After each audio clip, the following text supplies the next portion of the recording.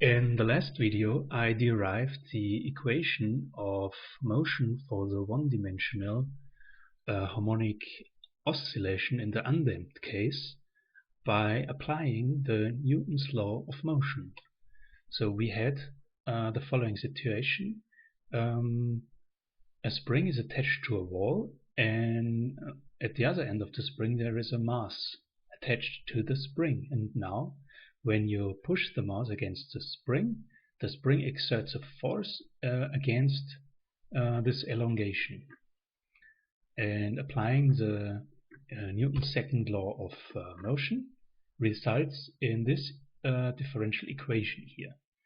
And we found out that the differential equation has the solutions the harmonic functions sine and cosine. You can see it here in this equation. If you bring the second term to the right side, then x double dot equals constant factor k over m times x. And this means that the second derivative is equal to the negative function itself. And these are the harmonic sine and cosine function. If you differentiate sine 2 times, for example, sine of t 2 times differentiate by with respect to t, you get minus sine of t. So yes, now we already said that then the solution functions are formulated by x as a function of t equals an amplitude x max times cosine of the phase angle. And in this case the elongation will always then reach its maximum x max when the cosine of alpha equals 1. And this is the case where alpha equals 0, then it's plus x max, and if alpha equals minus pi, then it's minus x max. So then we found out that the phase angle alpha of t is a function of the angular frequency omega times t plus an angle alpha which is present at time equals 0. And there is a connection between the angular frequency omega and the time period t for a complete oscillation. Omega equals 2 pi f, and this equals 2 pi over t. Therefore, in general, we can insert these expressions into the solution function. And now, if we want to know about not only the elongation, that means the position vector, the position of the mass as a function of t, but we also want to know its velocity as a function of t, then we have to differentiate x with respect to t, and we get this formula. So if our solution for the position is a cosine function, then we get for the velocity a minus sine function. And that means in general, as you can immediately see, at positions where the elongation is maximum, that means the cosine equals this function equals 1. This is always at positions or at times where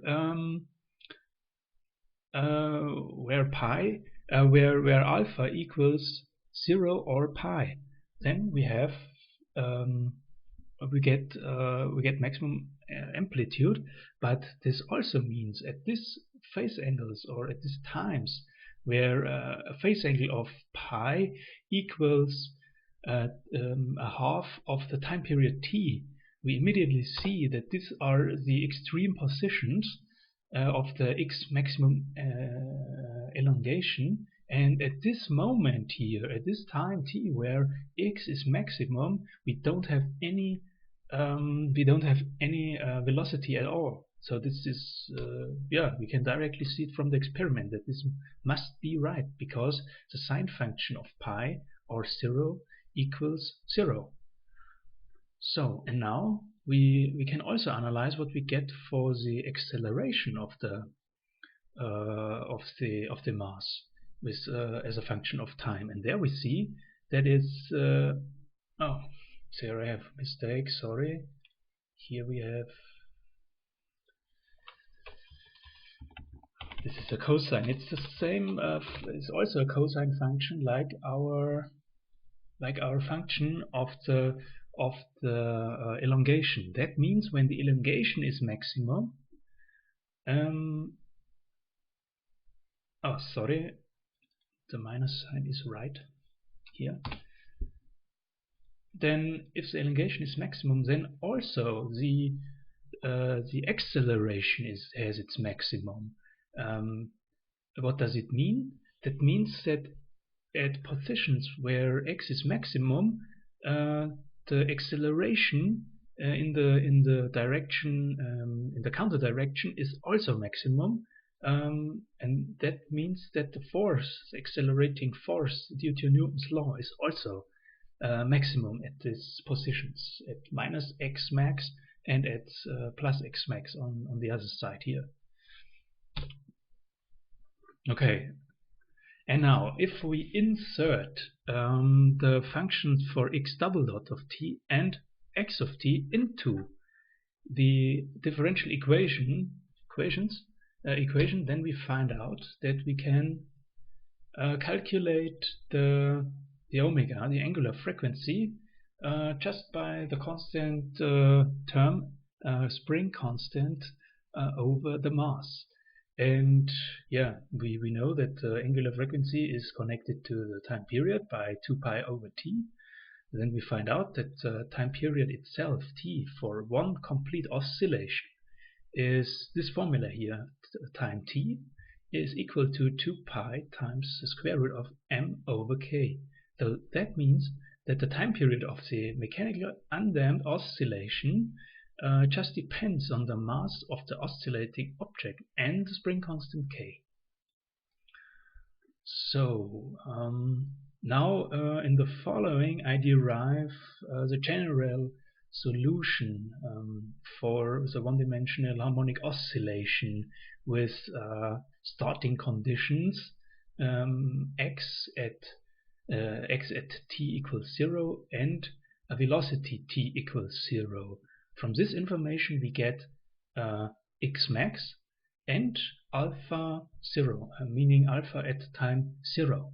So this is not now the connections to complex numbers, but maybe you're interested and I want to show you just how to find the general solution just from the starting conditions v at time equals 0 and x at time equals 0. And when you insert these conditions into the functions which we have found out for x and v, the velocity, then you get the expressions for the alpha 0 and the x max, and you see the x max is directly determined by x0 and v0 by this expression here, and this leads to the general solution, which has, let me just look here. Yeah, this is the general solution at starting conditions v0 and x0 for the x max here, this expression, and yeah, for alpha 0 as well.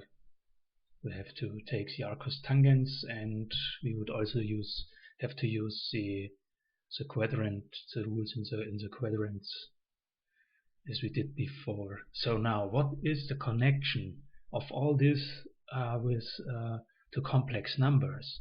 So we see the function for the for the position is a cosine function, and we also know from the polar form of for complex numbers that there is also a harmonic, both harmonic functions, cosine and sine. So if we just repeat what we got from complex calculus, we know that a complex number can be represented in three different forms. We have the Cartesian form, z equals a plus ib, then the polar form, the magnitude of z times in brackets cosine phi, the phase angle, plus I sine phi, and this is equal to the Euler's form, magnitude z times e to the I phi. And we also know, if we now take a let's call the complex number x, and we make x a function of a parameter like the time, then we can represent it in the complex plane as a rotating vector with, in this case, with constant magnitude x. So we get a time-dependent rotating vector x in the complex plane, and we see from polar form that there must be a connection to our description of undamped harmonic oscillation in real numbers. Okay, so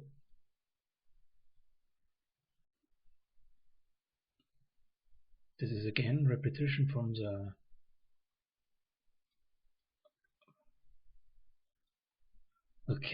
if we compare now the formula for x as a for the complex x as a function of t, of the time, as a rotating vector in the complex plane, with our formula for the